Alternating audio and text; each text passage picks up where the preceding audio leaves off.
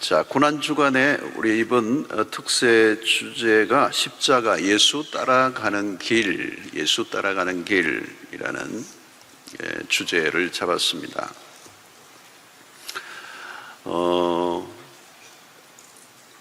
이 십자가는 추상이 아니죠. 추상. 그리스도가 걸어가셨던 길을 우리가 따라가는 거기 때문에 그리스도가 가셨던 발자국을 우리가 보면 되는 거죠. 보고 따라가는 겁니다.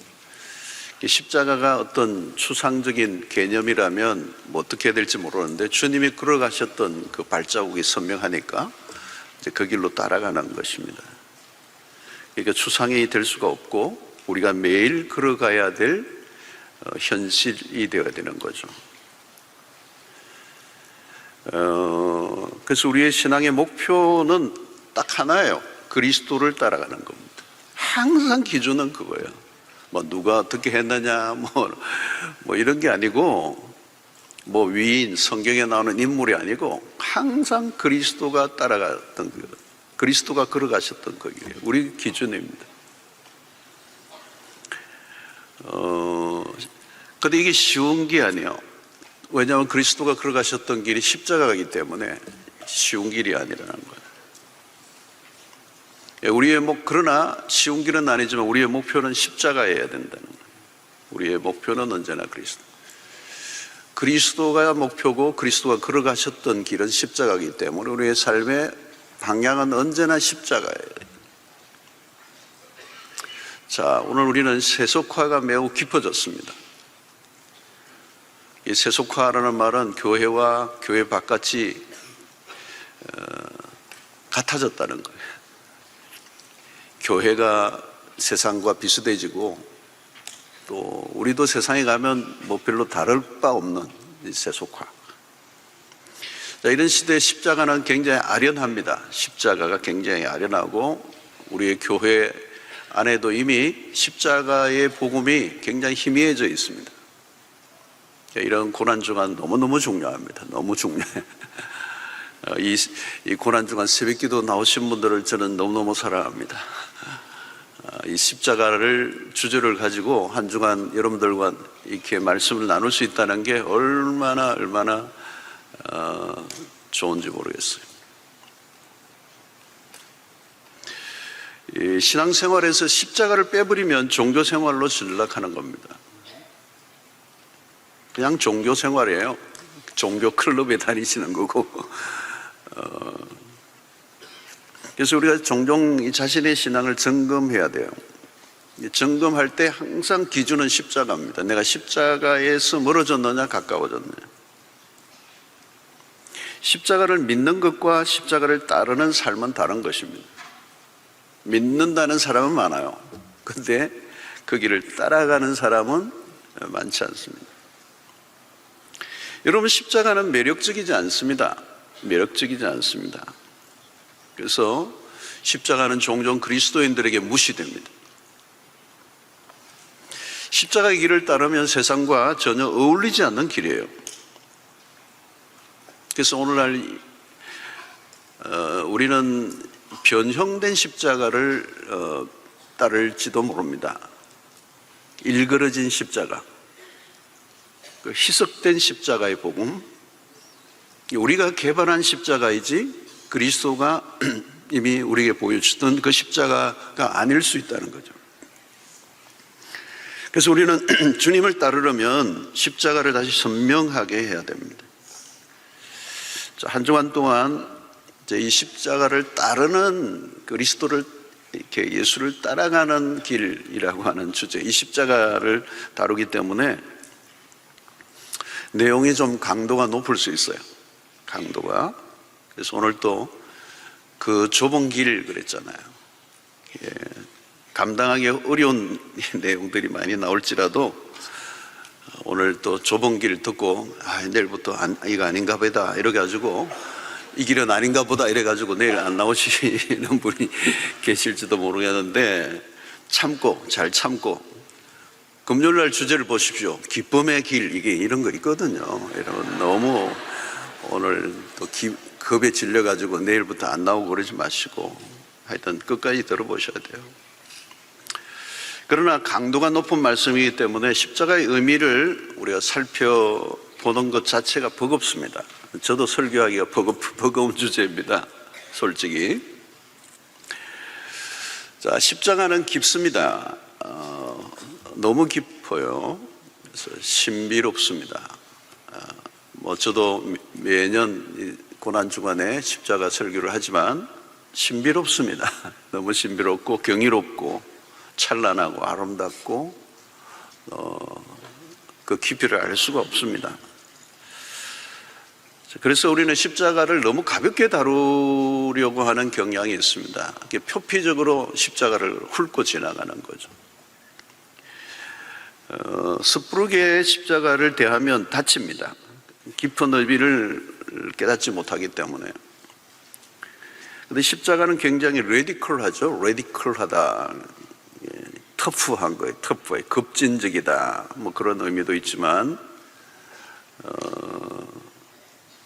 우리에게 굉장히 많은 것을 이제 요구하는 것입니다. 자, 그리스도가 걸어가신 길은 무엇입니까? 십자가예요.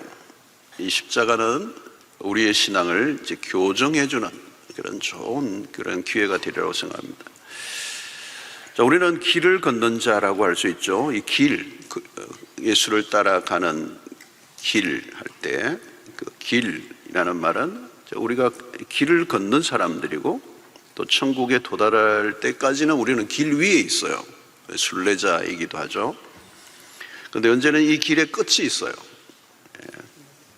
그런데 어떤 길을 걸을 것인가? 이제 길을 걸을 때는 언제나 이정표가 중요하죠. 이정표. 어디를 가면 방향을 이제 어디로 가라, 서울로 가든지 대구로 가든지 하는 이 방향표가 있죠. 이정표. 이제 이정표가 잘 세워져 있으면 길을 걸을 때 큰 도움을 받습니다. 낯선 길에. 그런데 이정표가 너무 오래돼서 지워져 버리거나 또 이정표가 없으면 길을 잃어버리죠. 그러면 위험한 거죠. 낯선 길에서 길을 잃어버리면 위험한 겁니다. 자칫하면 광야에서는 그건 죽음을 의미하기도 합니다. 그래서 우리는 이 이정표를 오늘 이제 이 한 주간 동안 십자가라는 이정표를 따라가는 거죠. 자, 그런데 두 갈래 길이 나옵니다. 두 갈래 길. 선택의 기로했습니다. 항상. 인생은 선택이고 또 믿음의 삶도 선택입니다. 우리가 항상 여러분들 어떤 일을 선택해야 되잖아요. 그죠? 선택할 때는 반드시 무엇이 요구되느냐? 믿음이 요구됩니다. 그래서 여러분 삶 속에서 뼈아픈 경험을 했던 그런 것들이 있을 거예요. 그때는 분명히 믿음의 선택이 아니었을 가능성이 많습니다. 그래서 믿음과 상관없이 하나님의 말씀과 상관없이 선택했던 것이 내 인생의 결정적인 실수가 됩니다. 그래서 언제나 말씀을 가지고 믿음으로 선택해야 되죠. 오늘 아침에도 우리가 그런 일이 되어야 될 것입니다. 자, 오늘 우리가 이 예수님을 따라가는 삶의 첫 번째 우리가 선택해야 될 것은 두 갈래 길에서 좁은 길과 넓은 길입니다. 수많은 길들이 나옵니다. 우리 인생에 수많은 인생에 가는 길이 있는데 크게 나누면 두 갈래 길입니다. 하나는 넓은 길이고 하나는 좁은 길이에요. 좁은 문, 넓은 문. 이 두 갈래 길에 섭니다. 선택할 때 여러분들 반드시 기도를 하고 하나님의 인도를 받을 때 이 길을 이제 맞이하는 거예요. 넓은 길로 갈 건가, 좁은 길로 갈 건가. 여러분 기도할 때 딴 거 없습니다. 이거 선택하시면 돼요. 인간의 마음은 넓은 길로 가고 싶어. 편한 길, 꽃길. 요즘 꽃길이던데요. 워낙 막 이 벚꽃이 떨어져가지고 꽃길이던데 꽃길로 걸었을 건가 아니면 가시밭길로 걸을 건가. 그죠? 자, 이 두 길이 나온다는 거예요. 두 길. 주님, 내가 이 선택을 해야 되는데 어떤 길입니까? 두 길이에요. 비슷한 길이 아니에요. 완전히 다른 길이에요.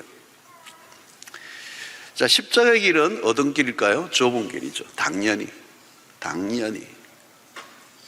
그러니까 대체적으로 여러분, 하나님의 뜻이 어디입니까? 물을 때 어려운 길이면 그게 맞아요. 그런데 우리는 어려운 길로 안 가고 자꾸 넓은 길로 보는 거죠. 세상을 향하여 가는 길은 넓은 길이에요. 주님이 걸어가셨던 길은 좁은 길이라는 거예요. 자, 이 두 길의 결과는 다르죠. 넓은 길로 가는 길은 멸망으로 인도하고, 근데 그 길이 너무 넓어서 가는 사람이 많다는 거예요. 그 말은 뭐냐면 대부분은 다 그리로 간다는 거예요. 좁은 길로 가는 사람은 가는 길은 생명으로 인도한다는 거예요. 그런데 그 길로 가는 사람은 너무 적다는 거예요. 멸망으로 가는 길과 생명으로 인도하는 길, 멸망과 생명, 극과 극입니다. 그런데 이 두 갈래 길에서 심사숙고해야 되죠. 하나는 생명의 길이고 하나는 멸망의 길이라니까요. 그래서 여러분, 이 마태복음 7장이잖아요. 이 7장에서는 두 길을 소개하는 겁니다. 지혜로운 길과 어리석은 길. 반석 위에 집을 지은 사람과 모래 위에 지은 사람. 땅에 보물을 쌓아두는 사람, 하늘에 쌓아두는 사람. 뭐 전부 다 두 길입니다. 하나님과 재물. 이게 좁은 길과 넓은 길 다 다른 겁니다. 완전히 다른 길이에요. 넓은 길은 어떤 것이죠? 넓은 길을 살펴보면, 넓은 길이 어떤 것인가를 보면 자연스럽게 좁은 길이 나오겠죠, 여러분. 자, 여러분, 유대 사회에서 이 가족이라고 하는 개념이 이제 나오는데, 이 가족은 뭐 오늘 우리도 마찬가지지만 안정감을 주는 핵심이죠. 특별히 이제 농사를 짓던 시대에 가족 구성원이 생계에 영향을 줘요. 우리나라도 자식이 옛날에 많이 나오면 이제 농사를 이제 짓는 게 영향을 주잖아요. 그러니까 이 가족 관계가 가장 이 좁은 길로 넓은 길 가는데 가장 이게 우리에게 이제 하나의 장애물이 되는 거예요. 예수님의 가르침은 굉장히 급진적이에요. 급진적. 좁은 길로 가는데 방해가 되는 게 뭐냐? 그걸 제거해야 된다는 거예요. 그런데 그 첫 번째가 가족관계예요. 가족관계. 주님은 가족관계를 통해 주어지는 의존적 관계를 끊으라는 거죠. 자, 누가복음 14장 26절 27절 보세요. 물은 내게 오는 자가 자기 부모와 처자와 형제와 자매와 더욱이 자기 목숨까지 미워하지 아니하면 능히 내 제자가 되지 못하고, 누구든지 자기 십자가를 지고 나를 따르지 않는 자도 능히 내 제자가 되지 못하리라. 그러니까 그리스도를 따르는 길의 첫 번째를 언급한 게 뭐냐면, 자기 부모와 처자와 형제와 자매와 더욱이 자기 목숨까지 미워하지 않으면 내 제자가 되지 못할 것이다. 굉장히 과격한 말씀이에요. 그러니까 이 말은 아버지와 어머니, 아내와 자식, 형제, 자매를 미워하라. 이 가족 해체를 말하는 거예요. 그래서 우리는 여기서 숨겨진 뜻을 파악해야 합니다. 가장 안정감을 주는 관계라고 할 수 있는 가족 관계까지도 흔들어 버리시죠. 여러분, 이게 어떻게 우리가 적용해야 합니까? 자, 아브라함을 부르신 자리도 보세요. 창세기 12장 1절로 여호와께서 아브라함에게 이르시되 너는 너의 고향과 친척과 아버지 집을 떠나. 이게 보통 얘기가 아니에요. 오늘 좀 몇 사람 가출할지도 모르겠는데 이거 큰일 났네. 자, 주님은 하나님 외에 의지할 만한 것들의 싹을 다 잘라버리라는 거예요. 내가 안정감을 얻고자 하는, 하나님이 아닌 것을 의존하고자 하는 모든 싹을 다 잘라라. 그게 좁은 길로 가는 거예요. 어려운 거잖아요, 여러분. 이 농경 시대, 이 부족 시대에서 아브라함에게 너의 고향과 진짜 아버지 집을 떠나라는 거예요. 잔인한 거죠. 여러분, 십자가의 길에 가족이 방해될 요소가 될 가능성이 높다는 거예요. 가족은 혈육이잖아요, 여러분. 근데 가장 기본적인 그 혈육의 관계까지도 경계하라는 거죠. 오해하지는 마십시오. 성경은 뭐 부모를 미워하라, 뭐 이렇게 배우자를 미워하라는 얘기가 아니에요. 성경은 보십시오. 에베소 6장에 부모를 공경하라, 부부가 사랑하라, 형제간에 화해하라, 뭐 이거 다 강조하잖아요. 그러니까 예수님은 가족 정도가 아니고 여기는 자기 자신조차 미워해야 된다. 그러니까 주님과의 관계를 방해하는 모든 관계, 주님보다 더 사랑하는 거 있다면 정리해라. 주님보다 더 의지하는 게 있으면 정리해라. 내 마음이 어디에 가 있느냐? 내 마음이 항상 어디에 가 있느냐는 거죠. 내 자녀 주님보다, 주님보다 더 집착하고 추구하는 게 있다면 그건 좁은 길로 가는 게 아니에요. 넓은 길로 가고 있는. 그러니까 여러분, 좁은 길로 갈 때 가족도 이해하지 못할 수 있습니다. 충분히 못합니다. 근데 여러분, 아브라함이 고향과 친척과 아버지 집을 떠나 내게 지시할 그 땅으로 가라고 했는데 아브라함이 불순종한 게 하나 있어요. 조카 롯을 데리고 간 거예요. 서로가 이 나그네 길이 얼마나 의지가 됐겠어요. 예? 근데 목초지 문제가 생기죠. 그때 아브라함이 믿음의 선택을 합니다. 뒤늦게. 같이 갈 친구가 아니구나. 아니, 뭐 친구가 떠났죠, 먼저. 롯이. 떠나보내는 겁니다. 너가 목초지를 선택해라. 이게 이제 혈육을 완전히 떠나보내는 거예요. 사랑하는 성도 여러분, 우리에게 좋은 것을 빼앗아가려고 하시는 하나님은 아니십니다. 여기에서 우리의 좁은 길의 의미는 그 가족조차도 너 자신도 미워하라는 말은 우리가 주님을 따를 때 우리가 가지고 있는 모든 것을 포기해서라도 따를 만한 분이 예수 그리스도라는 거죠. 모든 대가를 지불하고 모든 걸 다 잃어버려도 우리가 포기하지 말아야 될 분, 우리가 따라가야 될 분은 예수 그리스도라는 거죠. 그분을 놓치면 안 된다는 거예요. 그런데 우리는 우리의 삶에 가장 안정감을 주는 가장 가까운 관계가 그리스도를 따라가는데 계속해서 장애물이 되는 거예요.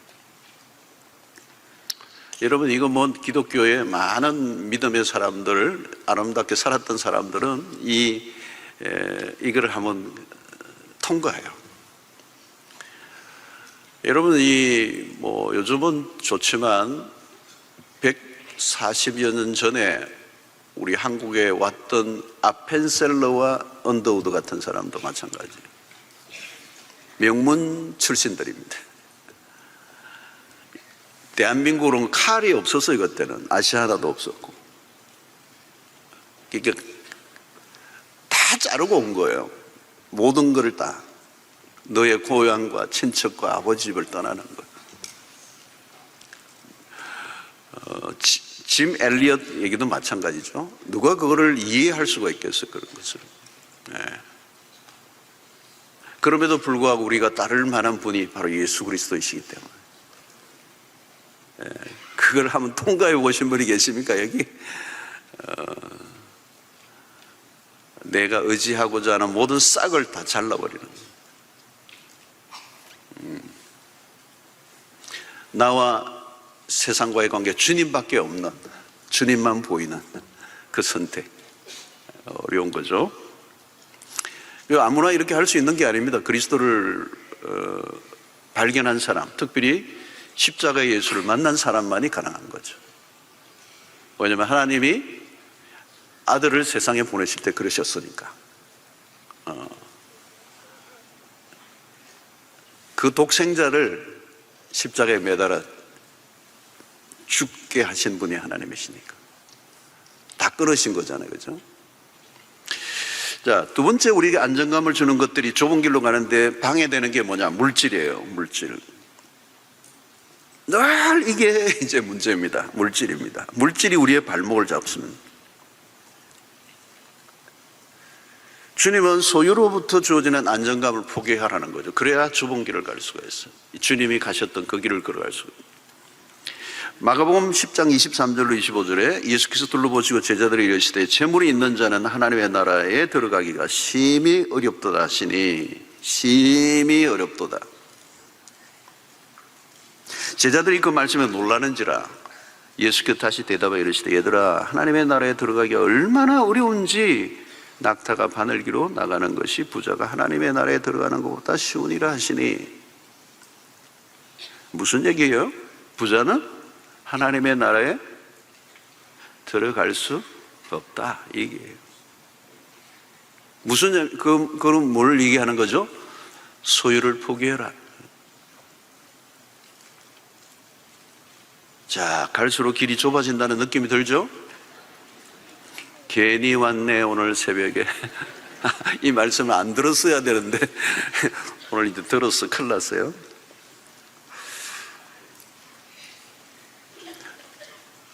소유를 부정하신 게 아닙니다. 소유를 부정하신 게 아니에요. 주님은 소유를 하시지 않았죠. 머리 둘 곳이 없이 사셨지만 소유를 부정하신 건 아니에요. 소유를 인정해요.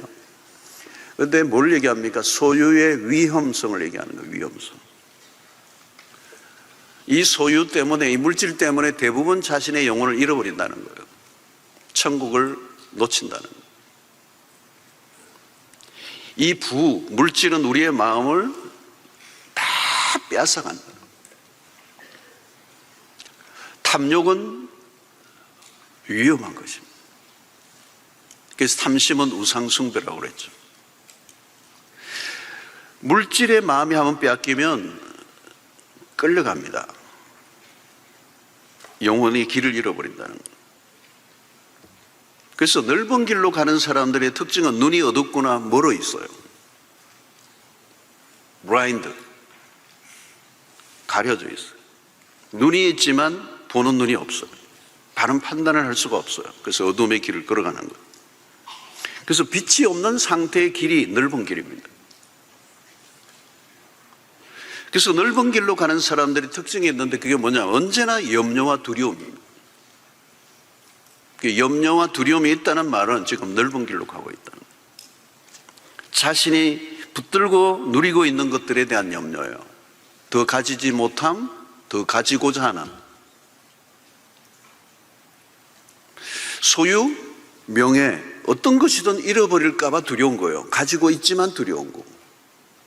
그래서 무엇을 먹을까, 무엇을 마실까, 입을까를 염려하고 더 많이 쌓고자 하는.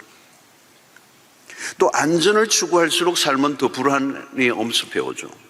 그리고 붙들려고 할수록 두려움은 더 커지는 것입니다. 안정된 삶을 추구할수록 더 강하게 내 삶을 움켜줘야 되죠. 움켜질수록 더 삶은 피폐해지고 이기적인 존재가 돼요. 이기적인 존재가 되면 폭력적인 존재가 돼요.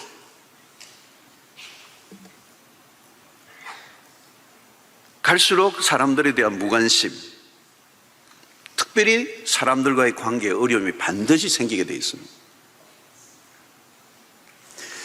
자, 오늘날 여러분 보십시오. 행복을 추구하지만 행복을 추구할수록 행복은 멀어지게 되어 있습니다.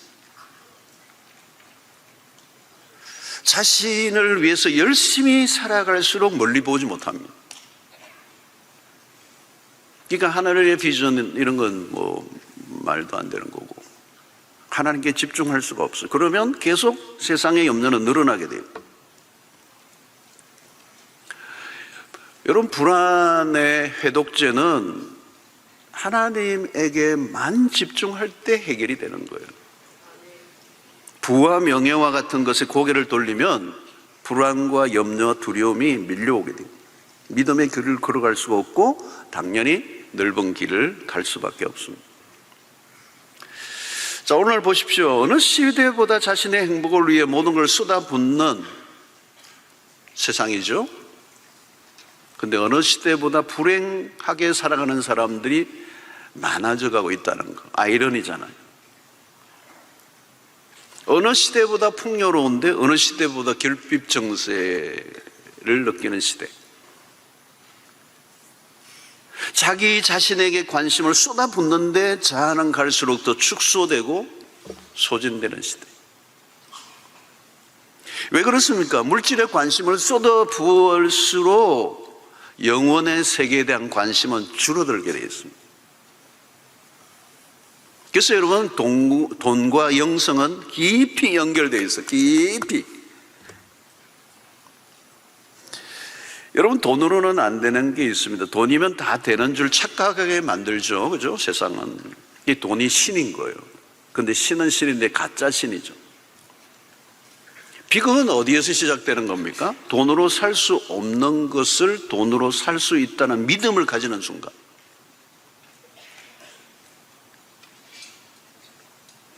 오늘 이 번영의 복음이 한국교회 안에 들어와 있습니다. 깊이. 돈 문제에 자유롭지 않습니다. 아무도. 돈 걱정을 많이 하고 있습니까? 요즘? 신앙 문제로 걱정을 더 많이 하고 있습니까? 둘 중에 걱정이 어느 쪽이 더 많습니다. 내 신앙의 문제로 걱정을 하느냐 아니냐, 돈 문제로 더 걱정을 하느냐.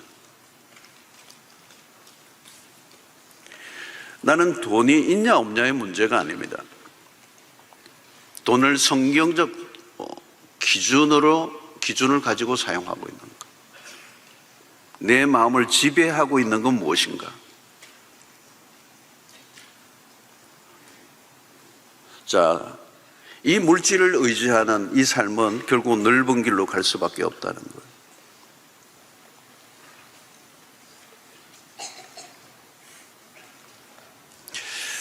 자, 여러분, 주님이 인정하시는 길은 좁은 길입니다. 이 좁은 길은 예수께서 가셨던 그 십자가의 길. 자, 이 좁은 길로 가려고 하면 어떻게 해야 되죠? 우리가 무엇을 집중해야 합니까? 이 좁은 길로 가는 길에는 유혹이 많아요. 우리의 시선을 빼앗는 게 너무 많다는 겁니다. 염려가 뭐죠? 우리의 시선이 분산되는 거예요. 쫓는 게 많을 때 염려가 온다. 다 초점. 우리는 동시에 두 가지를 쫓을 수가 없습니다. 하나를 선택해야 합니다. 넓은 길과 좁은 길을 동시에 갈 수가 없어요. 한 길이니까. 문제는 두 길이 나타나 혼란을 일으키는 겁니다. 불안과 두려움은 두 길을 동시에 쫓으려고 할 때 찾아오는 것입니다. 여러분, 불안 정세, 신경성 질환을 앓고 있는 분 다 초점입니다. 그 염려라는 게 마음이 분산이 돼 있어. 천갈래 만갈래로 나누어져 있어. 집중하는 게 너무 많아. 그런데 집중은 한 곳에만 해야 되는 거예요. 그 오늘날의 영적 집중력이 현저히 떨어졌죠. 그 영적인 집중력을 잃어버리니까 오만 가지 세상의 것들이 나를 끌어당기는 거예요. 그러니까 그냥 주저앉아 버리는 거예요. 무슨 재주로 그 정신이 온전해질 수가 있겠습니까? 그러니까 주님은 하나를 선택하라는, 하나를. 그죠? 마태복음 6장 24절도 유명하잖아요. 한 사람이 두 주인을 섬기지 못한다는 거예요. 한 분만 섬기라는 거예요. 한 분만. 혹 이를 미워하고 저를 사랑하라. 혹 이를 중히 여기고 저를 경히 여김이라. 두 가지를 동시에 중하게 여길 수 없고 두 가지 동시에 경하게 여길 수 없다. 너희가 하나님과 재물을 겸하여 섬기지 못한다. 두 주인을 섬길 수 없다. 두 길을 걸을 수 없어.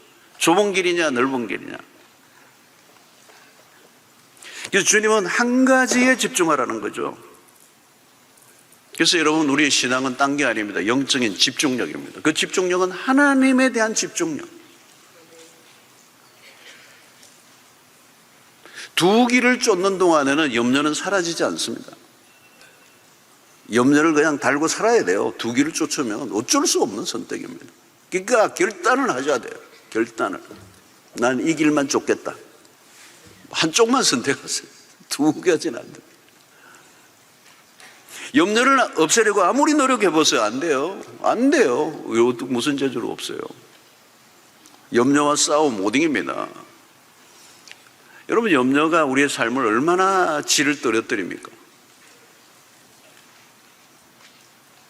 해결의 길은 염려와 싸우는 게 아니고 시선을 옮기는 것입니다. 하나님을 바라보라는 거예요. 하나님께 시선을 두라는 거예요. 하나님에게만 집중하라는 거예요.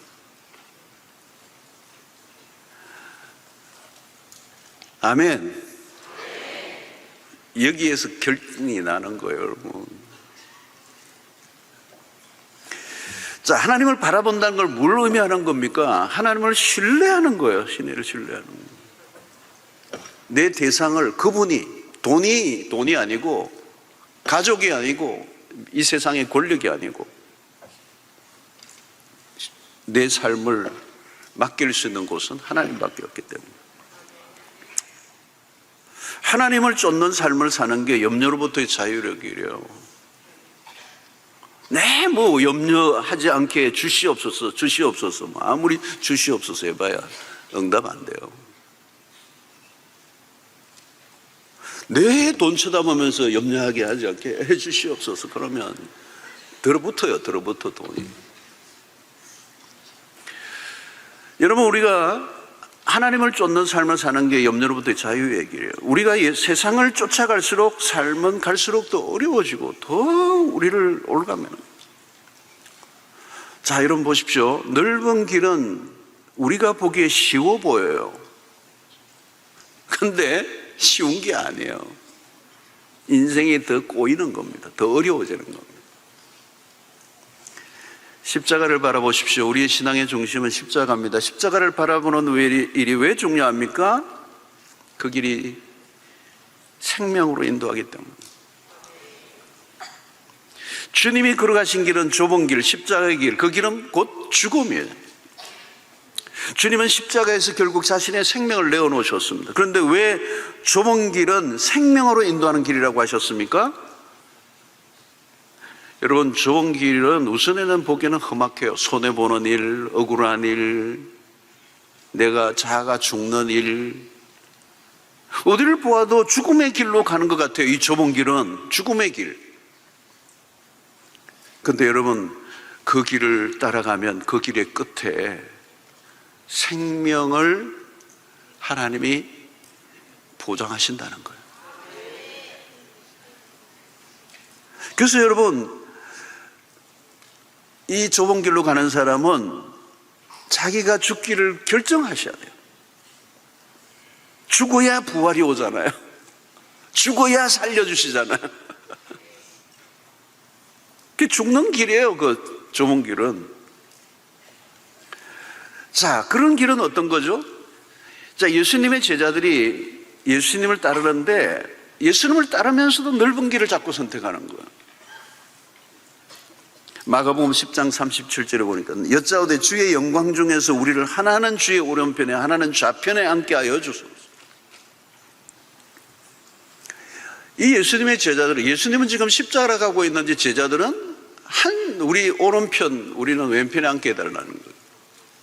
주님, 로마를 접수하시죠 뭐 이러면서, 주님 한 자리 하시면 나를 오른쪽에 앉히십시오, 왼쪽에 앉으십시오. 이게 뭐 완전히 지금 뭐 서열 다툼을 하고 있는 거예요. 서열 다툼. 항상 여러분, 이 바리새인과 서기관들의 모습이 언제나 상자에 앉기를 원하는 사람들, 세속적인 명예를 쫓는 사람들, 항상 내 이름이 어디 나오나 거기에 몰두하는 사람들. 지금 예수님은 십자가 길을 가고 있는데 내가 오른쪽 왼쪽 할 때예요, 여러분. 세속적인 명예를 쫓는 거잖아요. 제자들에게는 십자가의 길이 보이지 않았어요.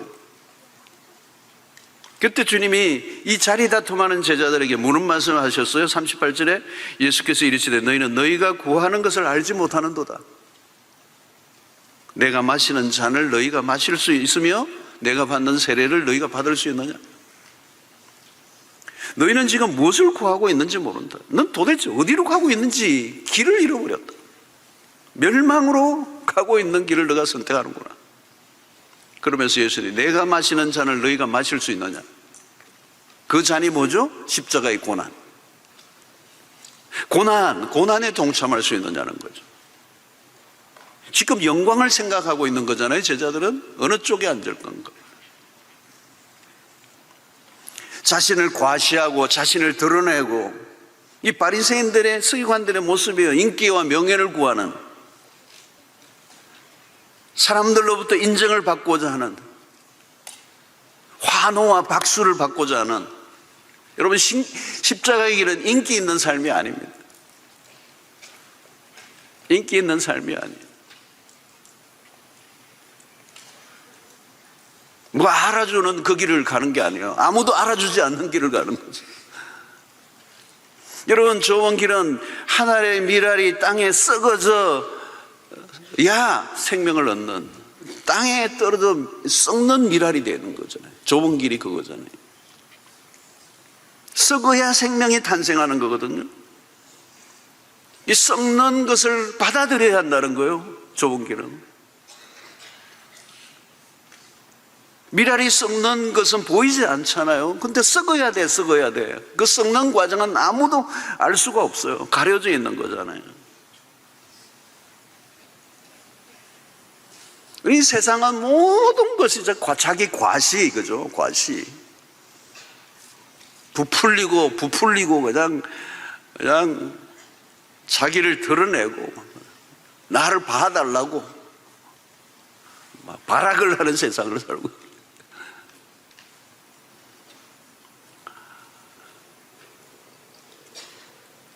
여러분, 인간의 탐욕이 무서운 거예요, 여러분. 뭐 나라를 위해서 뭐 대단한 일을 하고 있다고 막 하는데 그 인간의 내면에는 탐욕으로 가득 차 있어요. 아세요? 그거 모르죠. 뭐 어떻게 알 길이 있어요. 겉은 멋있잖아요, 나라를 위해서. 근데 대중 앞에 환호를 받는 그의 내면은 부글부글거리는 탐욕이란 말이에요. 그래서 역사 속에서 언제나 그게 드러난 거예요. 인간의 탐욕으로 무너지는 거예요. 자기 숭배, 자기 우상화. 여러분, 사람들에게 불가피하게 내가 드러났을 때라도 조심해야 되는 거예요. 그래서 여러분, 누가는 자기 십자가를 지라는 말씀 앞에 한 단어가 딱 붙어 있어요. 날마다 그래요. 날마다 자기 십자가를 지고 날마다 죽으라는 거예요. 자아가. 여러분, 우리의 자아가 얼마나 매일 풀풀 살아나는지 몰라요. 안 죽어요. 그러니까 좁은 길을 가기 힘든 거죠. 좀 억울한 일을 당하면 견디지를 못해. 누구 알아주지 않으면 뭐 불안해가지고 야단이야. 자아가 막 소리를 지르는 거예요. 나 여기 있어. 내가 얼마나 충성했는데. 뭘 얼마나 했길래.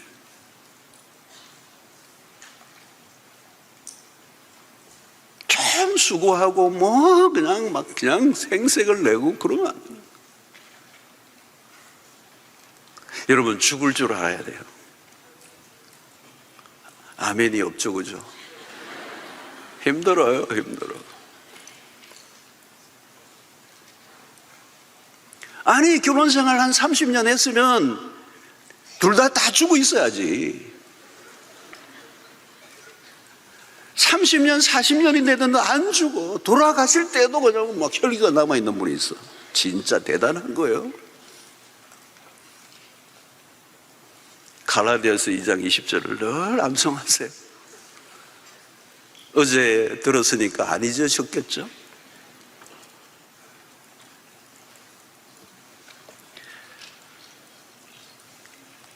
우리 본성은 안 돼요, 그게.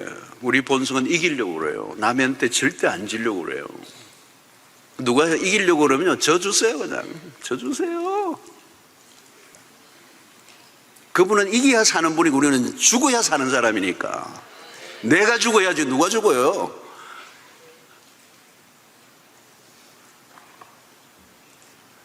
이 자아가 죽으라고 그러면 진짜 힘들어하는 분들이 많아요. 안 그래도 나 죽이려고 그러는데 내가 더 죽어야 됩니까?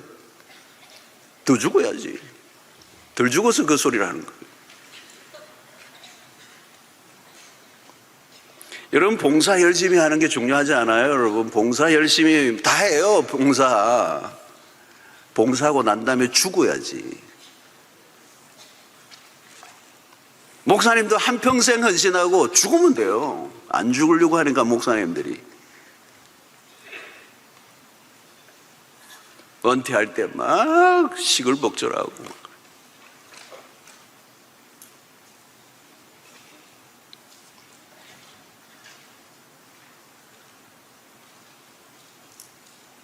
좋은 일 하고 나팔 불지 말라는 거예요. 교회도 마찬가지예요. 여러분, 여러분 교회 이름 막 자랑하는 거 아니에요. 여러분, 예수 이름만 자랑하면 돼요. 여러분, 우리 수영로교회 교인들은 겸손해야 돼요. 여러분, 이 수영로교회 부산의 최고의 교회, 그러지 마세요. 겸손해요. 우리가 막 하면요, 작은 교회 목사님들 성도들이 기가 죽어요. 기 죽이면 안 돼요. 남 기 죽이면 뭐예요? 조용히. 기도 생활 열심히 하는 게 중요하지 않아요. 기도 생활 오래 했으면 자아가 완전히 죽어야지. 기도 열심히 한 걸 가지고 다른 사람 마냥 기죽이면 그 기도 말짱 도루묵이에요. 좋은 일하고 묻히는 훈련을 하는 겁니다. 십자가로 가는 길이 그거예요. 십자가는 완전히 죽으신 거예요. 예수님이 죽으신 신용하신 게 아닙니다. 십자가는 완전히 죽으신 겁니다. 기절하신 게 아닙니다. 그래서 보니프 목사는 그 얘기를 해요. 그리스도가 우리를 부르신 것은 죽으라고 부르신 것이다. 죽으라고 부르신 거예요, 우리를. 그런데 다 살아있어. 그러니까 교회가 시끄러운 거예요, 교회들이. 여러분, 사역을 하다가 시끄러우면요, 그 잘못하는 거예요. 잘하는 게 아니에요. 절대 잘하는 게 아니에요. 조용해야 돼요. 그냥 있는지 없는지도 모르게 탁 흘러가는 거예요. 자꾸 소리를 내는 거죠. 자기 소리, 자기를 드러내려고 하는, 과시하려고 하는 거예요.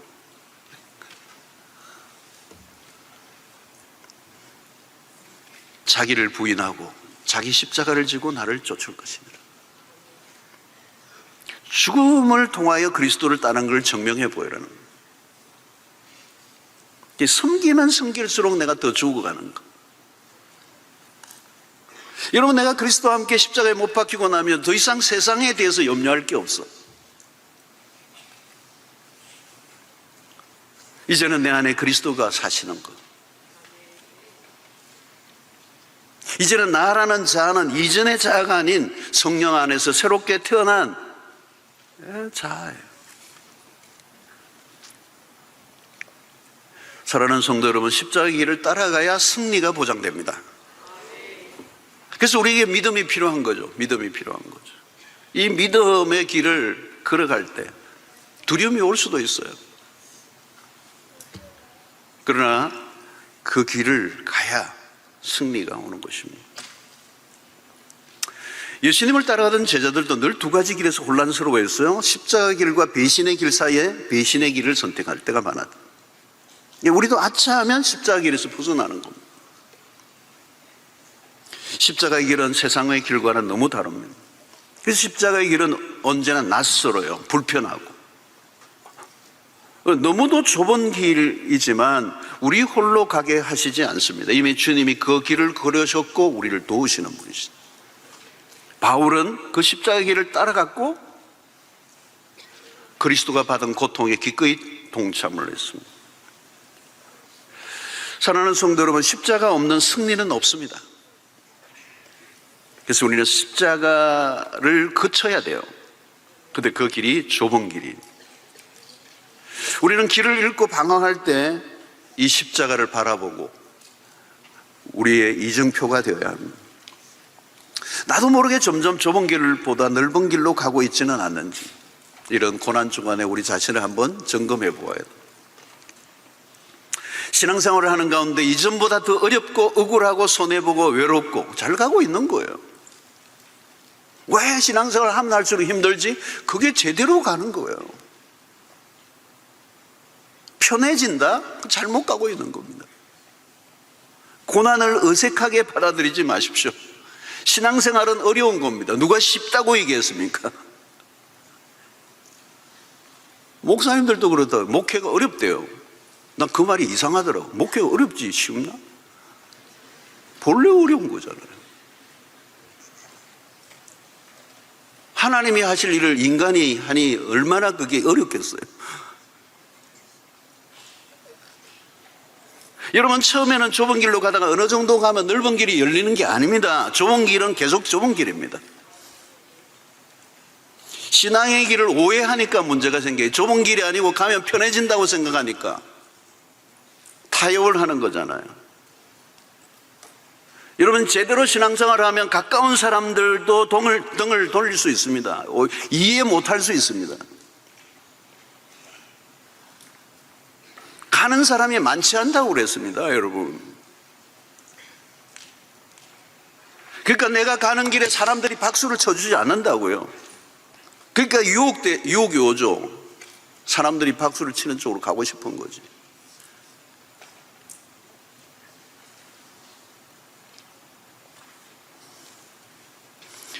그러나 여러분, 좁은 길은 육신적으로는 힘들 수 있어요. 그러나 영혼은 갈수록 자유로워집니다. 이게 비밀입니다. 쓸데없는 일로 염려하고 근심하지 않습니다. 심플합니다. 무엇보다 하나님의 동행을 경험할 수 있습니다. 하나님에게만 집중한 삶을 살 때 하나님이 주시는 복이 있습니다. 세상에 대해서 죽은 자로 살면 세상의 일들로 시달리지 않아도 됩니다. 왜 세상의 문제가 얽혀 있습니까? 세상의 일에 빠져 있으니까. 천상의 삶을 살아야 됩니다. 좁은 길, 아무도 가지 않는 일. 그러나 여러분, 그런 길을 걸어갈 때 힘들고 어렵지만 주님이 도우신다는 사실. 마태복음 11장 28절 30절에 수고하고 무거운 짐지자들아 다 내게로 오라. 내가 너희를 쉬게 하리라. 나는 마음이 온유하고 겸손하니 나의 멍에를 메고 내게 배우라. 그리하면 너희 마음이 쉼을 얻으리니. 너희 마음이 쉼을 얻으리니. 이런 내 멍에는 쉽고 내 짐은 가벼움이라. 여러분, 홀로 간다고 생각하지 마세요. 주님이 함께하고 계세요. 십자가의 길을 가면 주님이 함께 갔습니다. 반드시 십자가의 길을 나 홀로 가게 내버려 두지 않습니다.